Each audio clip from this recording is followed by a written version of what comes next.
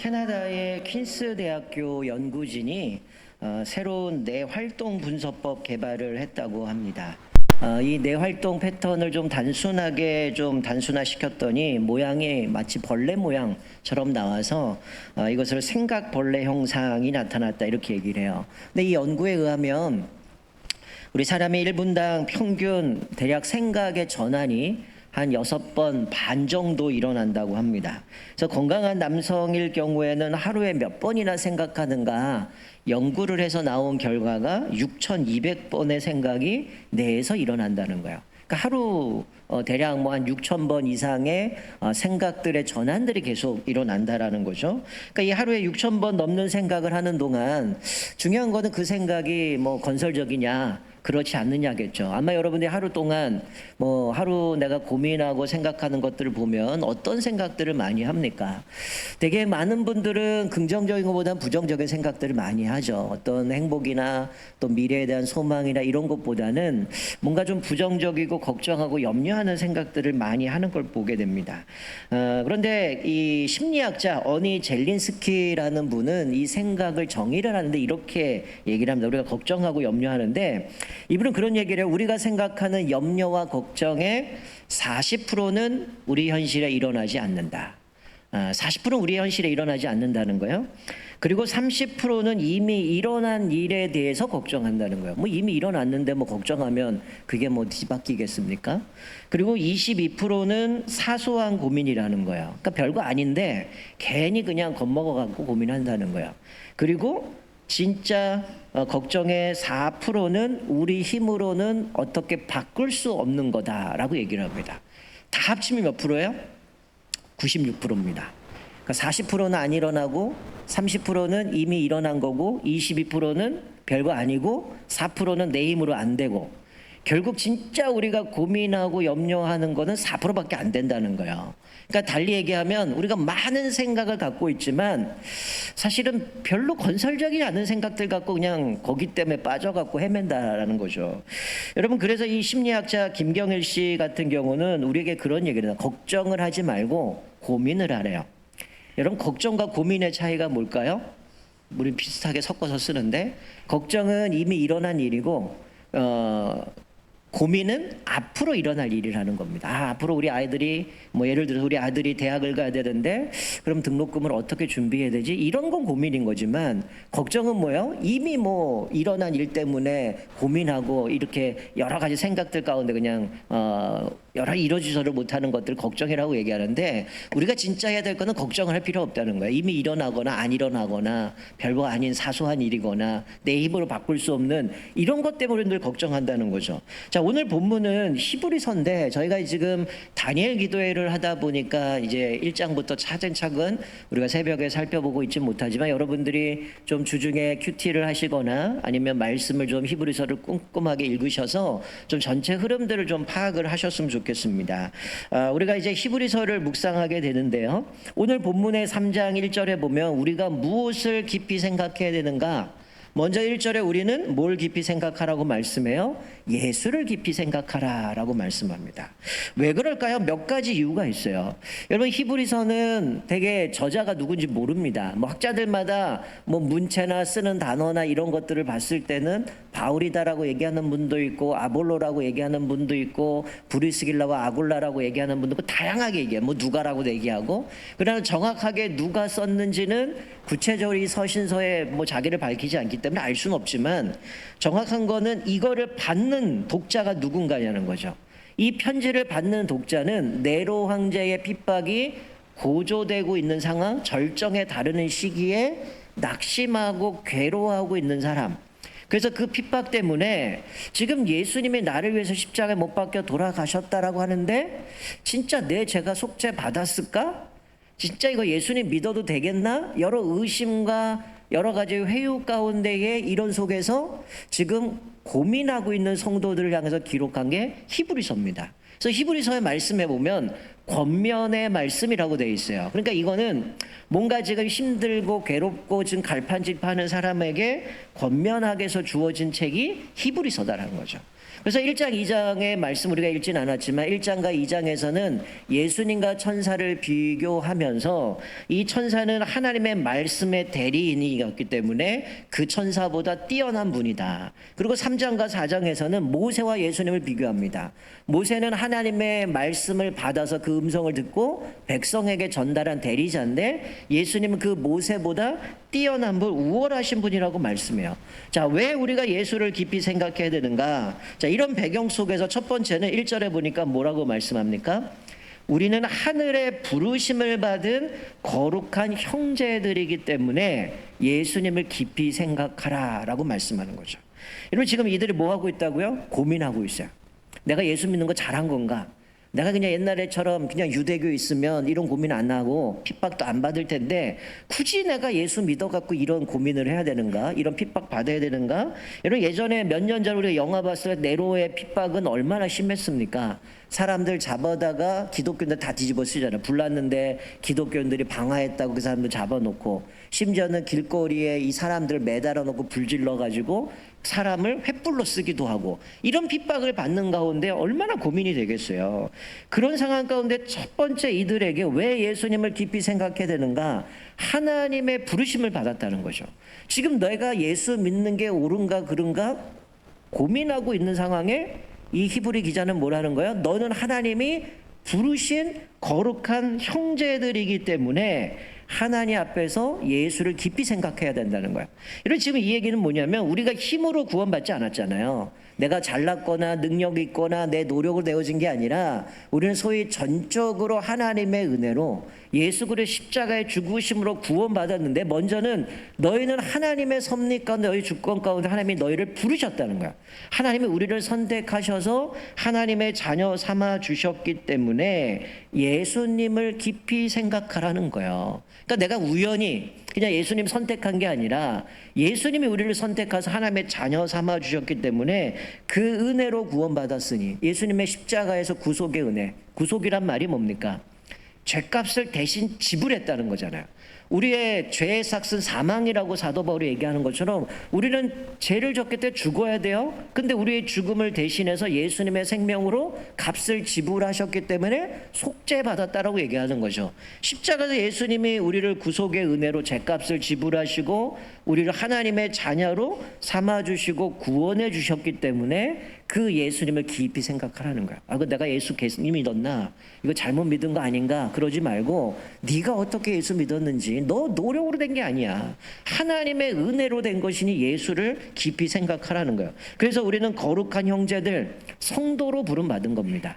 그리고 우리는 하나님을 섬기도록 부르셨기 때문에 예수를 깊이 생각해야 된다는 거죠. 이 얘기는 우리가 살아가는 이유도 뭡니까? 예수를 높이고 하나님의 영광을 위해서 살아가도록 부르셨기 때문에 이것을 잊지 말라는 거죠. 여러분, 우리가 주변에서 뭐 지인들이나 가족들이나 나에게 뭔가 은혜 베푼 사람이 있어요. 근데 그 은혜를 잊어버리면 뭐라고 얘기합니까? 저 배은망덕한 놈, 이런 얘기 하잖아요. 근데 하나님께서 우리에게 생명 주시고 죄로부터 구원하시고 영원한 생명을 주신 주님을 잊는다? 이거는 그것 갖고 비교할 수 없는 거죠. 이거는 말이 안 되는 거죠. 이건 잊을 수 없는 거라는 거예요. 그렇기 때문에 지금 이들에게 지금 우리의 삶은 하나님이 우리에게 은혜로 주신 것이고, 그로 인해 우리가 영원한 생명을 얻었기 때문에 예수님을 깊이 생각하고 그분을 섬기고 그분의 영광을 위해서 살아가야 되기 때문에 너희가 어떤 존재인지, 또 너희가 어떻게 구원받았는지를 생각하며 예수님을 깊이 생각하라고 말씀합니다. 저와 여러분은 날마다 이 예수님의 구속의 은혜를 생각하며 예수를 깊이 생각하고 또 주님의 은혜를 고백하며 믿음으로 살아가는 저와 여러분 되실 주님의 이름으로 축원드립니다. 자, 두 번째로 이 히브리 기자는 왜 우리가 예수님을 깊이 생각해야 되느냐? 예수님은 사도요 대제사장이기 때문이라는 거죠. 여러분, 예수님은 하늘의 뜻을 인류에게 전하기 위해서, 여러분, 사도라는 이 말은 뭐냐면 보냄을 받았다는 거예요. 여러분, 사도라는 거는 뭐 우리가 흔히 아는 12제자, 뭐 사도라고 얘기하지만 이들은 예수님께서 그들을 보내서 복음을 전하게 만든 거죠. 예수님이 사도란 건 뭡니까? 하나님의 뜻을 우리에게 전하기 위해서 특별한 사명을 가지고 보냄을 받아서 이 땅에 오셨죠. 그리고 하나님 나라의 복음을 선포하셨고 그 복음을 통해 우리가 어떤 존재인지 하나님의 은혜를 깨닫게 되었다는 거죠. 즉 예수님은 사도시고 그 마지막 계시이자 절정에 이르신 분이 예수님이라는 겁니다. 또한 대제사장이라고 말씀하는데 여러분 대제사장이 어떤 존재입니까? 1년에 한 번 백성들의 죄를 가지고 지성소로 들어가서 제사를 드려요. 그러나 이게 해마다 반복이 되죠. 근데 예수님은 대제사장이 되셔서 어떤 제물을 드리셨어요? 자기 몸을 하나님 앞에 드림으로 영원한 제사, 단 한 번의 제사는 완벽한 제사를 드렸기 때문에 두 번 다시 제사가 필요 없는 겁니다. 그런데 이 대제사장은 어떤 분이냐? 우리의 연약함을 도우시는 분이라는 거죠. 자, 자막을 보시면 이 히브리서 4장 16절 이렇게 말씀합니다. 그러므로 우리는 긍휼하심을 받고 때를 따라 돕는 은혜를 얻기 위하여 은혜의 보좌 앞에 담대히 나아갈 것이니라. 여러분 4장 15절 이 말씀 바로 앞에는 뭐라고 얘기하냐면 하나님은 예수님은 우리의 연약함을 동정하지 못하시는 분이 아니다. 우리의 연약함을 동정하시고 위로해 주시고 긍휼을 베풀어 주시고 우리의 연약함을 도우시는 분이기 때문에 긍휼하심을 받고 때를 따라 돕는 은혜를 얻기 위해서 주님 앞에 담대히 나아가는 거죠. 예수님이 십자가에 죽으신 완벽한 제사를 드렸기 때문에 성소와 지성소 사이에 있는 휘장이 찢어지고 우리가 주님 앞에 마음껏 나갈 수 있는 거예요. 우리가 나가는 이유가 뭡니까? 우리가 때를 따라 돕는 은혜를 얻기 위해서 은혜의 보좌 앞에 담대히 나아간다라고 말씀하는 거죠. 그러니까 내가 어려움이 있을 때, 문제가 생겼을 때 주님을 생각하고 그분께 도움을 구하지 않고 다른 사람 찾아가거나 다른 것 붙든다라고 하는 것은 얼마나 어리석은지 모르는 거죠. 여러분이 나를 돌보시고 긍휼을 베풀어 주시고 연약함을 도우시는 그 주님을 붙잡고 계십니까? 아니면 내가 문제 있을 때마다 나보다 먼저 그 문제 해결한 분, 나보다 좀 더 능력이 있는 사람, 뭐 빽이 있는 사람, 그런 사람 찾아가면서 이거 어떻게 해야 되고 묻습니까? 오늘 성경은 우리에게 말씀하는 거는 그 어려움이 문제가 생길 때 대제사장 대신 예수님이 우리를 위로해 주시고 우리의 연약함을 도우시는 분이기 때문에 사도요 대제사장이신 예수님을 깊이 묵상하라는 거예요. 지금 내가 네로의 핍박을 받아요. 기독교로 내가 개종을 해서 예수를 믿는 것 때문에 핍박을 받는데 그 예수님이 뭐 한다는 거야? 우리의 연약함을 도우시고 함께 하나님 앞에 부름을 받은 거룩한 형제들이라고 얘기하는 거는 지금 예수 믿는 사람들도 동일하게 핍박을 받고 있어요. 그러나 그 예수님이 우리의 연약함을 돌보시고 붙들어 주시기 때문에 힘들고 어려울 때 주님을 바라보라는 거죠. 여러분이 힘들고 어려울 때 예수님을 깊이 생각하시고 또 무엇보다 하나님이 우리를 긍휼히 여기시고 우리의 연약함을 도우시는 그 주님을 붙듦으로 인하여서 날마다 그 어려움 속에서도 우리를 능히 이기게 하시는 주님의 은혜로 승리하시길 주님으로 축원드립니다. 자, 그런데 1절에 그냥 결론부터 딱 내려와요. 너희들 뭘 생각해야 되냐? 예수를 깊이 생각해라. 왜? 우리를 하나님이 부르셨고 거룩한 형제로 부르셨기 때문에. 두 번째, 사도요 대제사장이시기 때문에 예수를 깊이 생각하라고 얘기를 해요. 자, 그러고 나서 2절부터 지금 6절까지 계속 구구절절 모세와 비교를 해갑니다. 왜 비교할까요? 내가 유대교에 있었으면 그들은 누굴 쫓아갔을까요? 모세를 쫓아갔을 거예요. 유대교에서는 모세가 최고의 선지자 아닙니까? 우리에게 율법을 제시해줬고 우리를 이스라엘 사람들을 애굽에서 인도해냈고 그렇기 때문에 사람들은 모세가 최고인 줄 아는데 지금 예수님이 어떤 분이냐는 거죠. 지금 이들이 예수를 포기하고 유대교로 다시 돌아갈까? 정말 내가 예수 믿는 게 맞나? 이런 상황 가운데 예수를 깊이 생각하면서 모세와 비교해가면서 야, 예수님은 모세와 비교할 수 있는 존재가 아니야. 모세는 이랬는지 모르겠지만 예수님은 정말 이런 우월하신 분이야 라를 강조하고 있는 겁니다. 자, 그래서 모세는 하나님의 온 집의 종이었다. 그래서 온 집이라고 하는 것은 하나님의 백성을 얘기하죠. 즉 구약의 이스라엘의 백성들을 섬기는 종으로서 모세는 그 역할을 감당했고 백성들을 돌보는 신실하게 그 일들을 감당했는지 모르겠는데, 자 5절에 뭐라? 장래를 이야기했다. 하나님께로부터 말씀을 듣고 대리자로서 너희들이 이제 이 애굽에서 이제 광야로 가서 하나님 앞에 제사를 드릴 거고 하나님의 약속하신 아브라함 때 주셨던 그 약속의 땅을 향해 우리는 나갈 거다. 이 장래 이야기를 들었어요. 그래서 하나님의 집, 하나님의 백성을 의미하는데 이 하나님의 백성을 신실하게 인도했다는 거예요. 근데 예수님은 어떤 분이냐? 집을 비유하면 이렇게 얘기하죠. 집보다 지은 자가 더 존귀함 같이. 여러분, 우리가 어떤 아주 멋있는 집을 만나거나 이러면 야, 이 집 누가 졌냐? 건축자가 누군지 그걸 찾아보잖아요. 마치 지금 이야기하는 거죠. 집을 비유하면 집보다 지은 자가 더 존귀하다는 얘기는, 여기 집은 하나님의 백성을 얘기했는데 지금 이 얘기는 무슨 얘기입니까? 예수님은 이 집보다 뛰어나신 분, 즉 무슨 얘기예요? 창조주시라는 거죠. 이 집, 이스라엘 백성을 창조하시고 그들을 구원하신 분이 예수님이라는 거예요. 그래서 1장에서는 예수님이 세계를 지으셨고 땅에 기초를 놓으셨고 하늘을 조성하셨고 심지어는 더 나아가 하나님의 언약 백성의 건축자로서, 창조주로서 하나님의 영광을 받으신다고 말씀해요.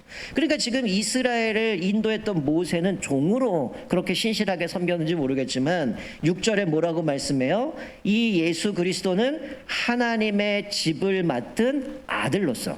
여기서 하나님의 집은 온 인류를 이야기합니다. 우주적으로 온 인류를 맡은, 창조하셨고 그것을 다스리는 분으로서 하나님의 아들로, 종이 아니라 하나님의 아들로서 집 주인이신 하나님께 충성했다라고 얘기하는 거죠. 모세는 율법을 전했고 그렇게 이야기했는지 모르겠지만 예수님은 율법 자체셨고 율법을 완성하신 분이고 이 모세보다 뛰어난 창조주 하나님이시기 때문에 그분을 깊이 생각하라고 말씀하고 있는 거야. 그런데 이 7절 이후에 우리가 읽진 않았는데요, 7절부터 보면 이 히브리 기자가 시편 95편을 인용합니다.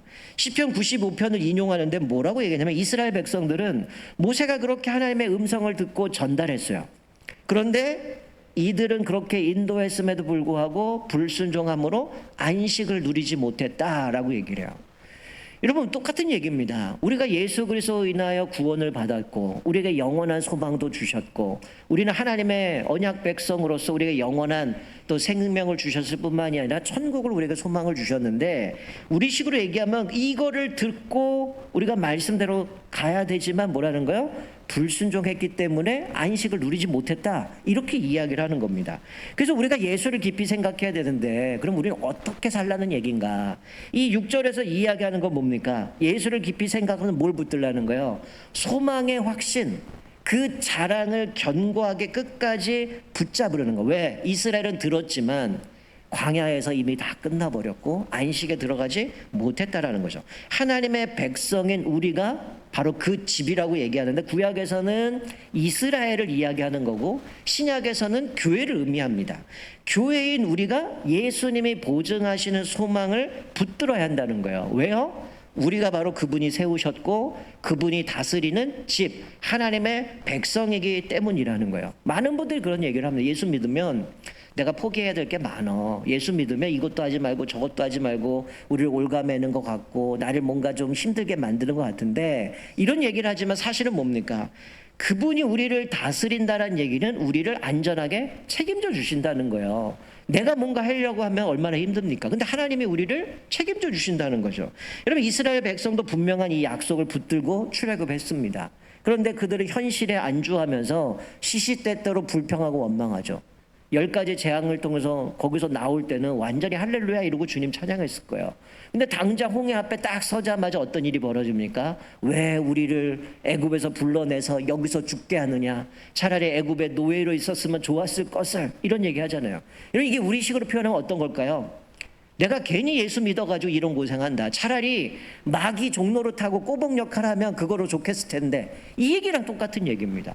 여러분, 이게 얼마나 한심하고 끔찍한 고백입니까? 예수님이 우리 생명을 대신해서 내어주시고 우리에게 영원한 생명을 주셨는데 차라리 안 믿었으면 좋았을 걸, 이거랑 똑같은 거예요.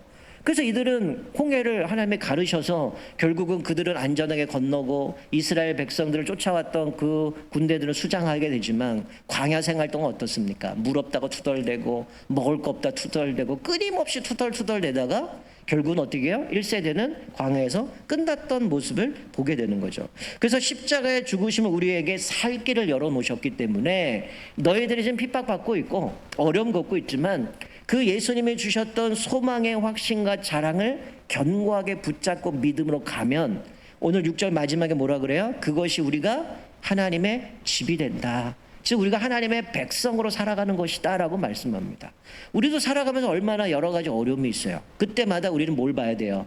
예수를 깊이 생각하고 하나님께 우리에게 약속하신 그 소망의 확신을 붙잡고 믿음으로 견고하게 나아갈 것을 말씀해 주고 있습니다. 우리를 세우시고 다스리기 때문에 이 약속을 붙잡고 소망 가운데 나아가면 우리는 하나님의 집으로 승리하게 될 줄 믿습니다. 그래서 오늘 이 히브리 기자는 지금 핍박받고 갈망질망하면서 내가 예수를 계속 믿어야 되나 아니면 포기하고 유대교로 가야 되나 이런 가운데 있는 성도들을 권면하고 또 그들을 위로해 가면서 예수님을 깊이 생각해. 그분이 어떤 분이야? 너를 하나님의 자녀 삼아 주셨잖아. 하나님의 은혜로 말미암아 우리가 구원받았어. 그리고 그분은 대제사장이 되어 주셔서 우리의 연약함을 돌보시는 분이야. 이스라엘 백성들 봐. 이거 다 알았잖아.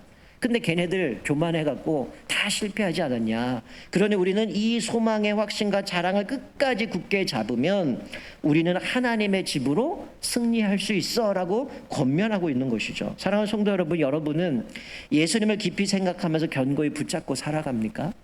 저는 지난주 다니엘 기도회를 쭉 보면서 같이 예배드리고 말씀을 듣고 간증을 들으면서 이 한 분 한 분들이 오늘 말씀처럼 정말 내 상황은 힘들고 어렵지만 이 소망의 확신을 붙잡고 믿음으로 달려갔던 본보기다 생각이 들어요.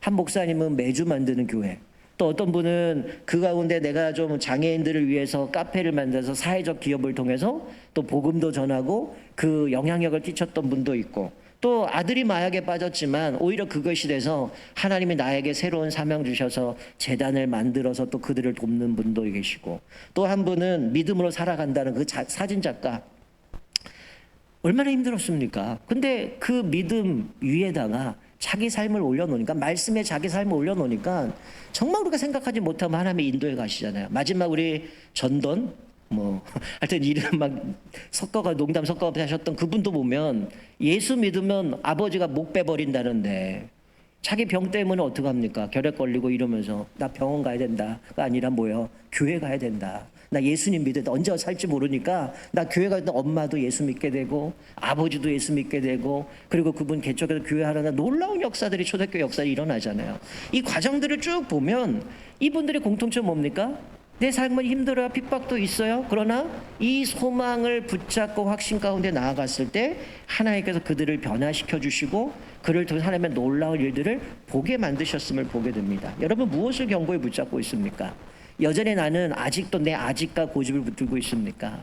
예수님의 그 소망의 약속보다 내 믿음, 내 욕망, 어쩌면은 내 자존심만 붙들고 있지는 않습니까? 이거 내려놔 끝날 것 같지만, 그러나 이것을 내려놨을 때 하나님이 우리를 책임져 주시고 우리의 연약함을 돌보신다고 말씀하고 있어요. 나를 선택하셔서 거룩한 백성 삼아주신 분이 우리의 연약함을 돌보실 뿐만이 아니라 그 약속을 끝까지 이루시는 분이기 때문에 우리가 그 영원한 소망을 붙잡고 믿음으로 달려가라고 말씀해 주고 있는 거죠. 그러니까 오늘 이 이스라엘 백성들, 7절부터 나오는 이스라엘 백성의 모습이나 이것들 보여주는 거는 뭡니까? 우리에게 거울을 보여준 거야. 너 이 거울을 보고도 지금 네 얼굴에 뭐가 묻었는데 그래도 너 그러고 살래? 즉 이들을 보면서 우리가 이 길을 걷지 말라라고 말씀하는 거죠. 여러분, 우리가 이렇게 살기 위해서는 어떻게 해야 될까요? 하나님의 말씀 앞에 굳건히 서야 됩니다. 어쩌면 지금 우리가 살아가는 이 시대의 가장 큰 위기는 말씀의 부재예요. 여러분, 우리가 사실은 기독교인들은 뭔가를 선택하고 결정하고 고민이 있으면 답을 어디서 얻어야 됩니까? 말씀에서 얻어야 되거든요. 진리인 말씀 안에서 우리의 문제를 해결해 가야 되거든요. 어느 순간부터 우리는 이 핸드폰이 등장하면서 뭐가 됩니까? 궁금하면 초등학생 보고 야, 이 문제 궁금하지? 어떻게 해? 그러면 유튜브 검색하죠. 근데 이게 유튜브가 희한한 게 이상한 알고리즘이 하나 잘못된 영상 보면 계속 비슷한 것만 나와요. 그거 몇 시간 듣고 있으면 어떻게 돼요? 내 머릿속에 그게 진리인지 받아들여요. 그러니 뭐가 어려움이 있으면 우리는 하나님의 말씀 앞에 결정하기보다 다른 사람이 어떻게 했는지, 다른 사람이 어떤 방법을 해결했는지 그것을 보고 쫓아가며 살아갈 때가 많다는 거죠. 여러분, 만약에 내가 예수를 깊이 생각해야 되는데 그것을 방해하는 것들이 있다면 끊으셔야 됩니다. 접으셔야 됩니다. 그거를 내가 내려놓지 않는 이상 하나님 앞에 나갈 수 없다라는 거죠. 어쩌면 우리가 그것에 계속 노출되어 있으면 계속 세속적인 가치관으로 우리의 머릿속에 잡아지면 결정적인 순간에 말씀이 떠오르는 게 아니라 그 영상이 떠오를 거야. 그 사람이 했던 방법이 떠오를 겁니다. 그러면 결국 어떻게 될까요? 하나님의 사람이 아닌 거죠.